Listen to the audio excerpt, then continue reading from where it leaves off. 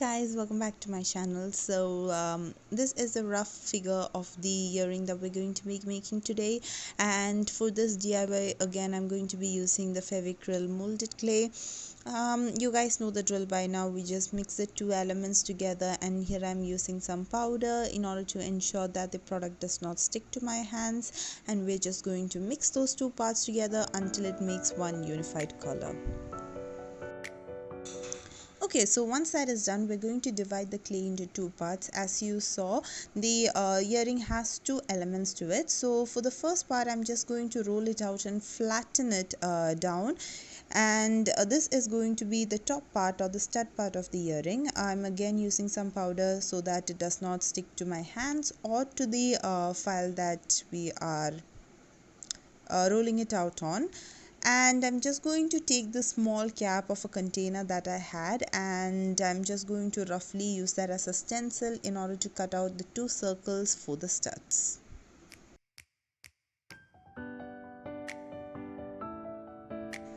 Okay, so once we have gotten the basic shape out, I'm just going to use some water in order to really mold that into a nice little circle, and we're going to put it aside to let it dry.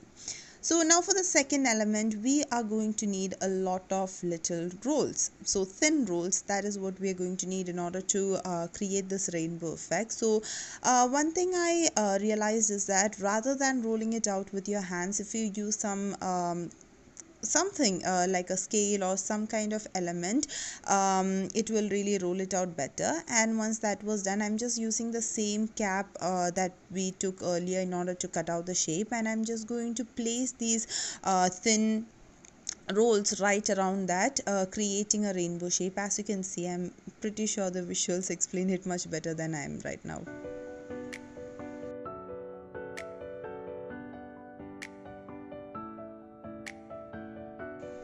So here I'm just finishing up the basic shape of the rainbow, and I'm just going to cut it out using the same container of that the clay came in, and it just gives out a even line. And once that is done, I am just going to put a hole so that our jump rings can go through it. And now for the fun part, we are going to color the earring. So I absolutely love this part, but before that we have to actually file it down so that the ends of the earring are nice and they are like really smooth, and there is no harsh kind of pokey things there.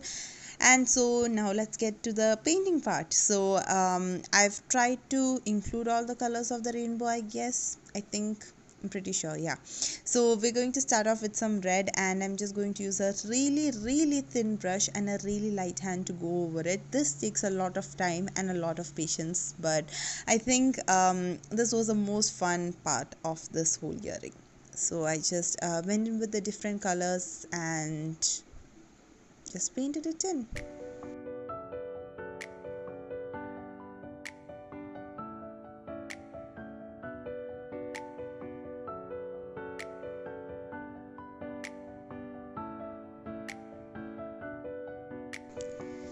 And we are going to include the blue, and finally some really pretty lavender purplish shade.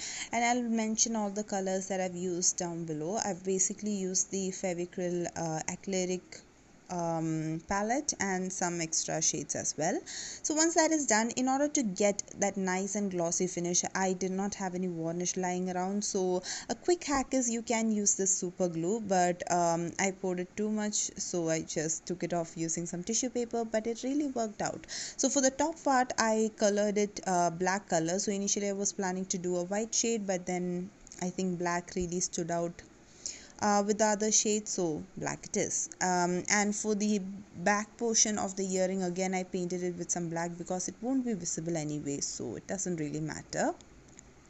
And that is it. This is what the earring looks like. And so if you haven't already, make sure to subscribe to my channel and give this video a thumbs up. I'll see you next time.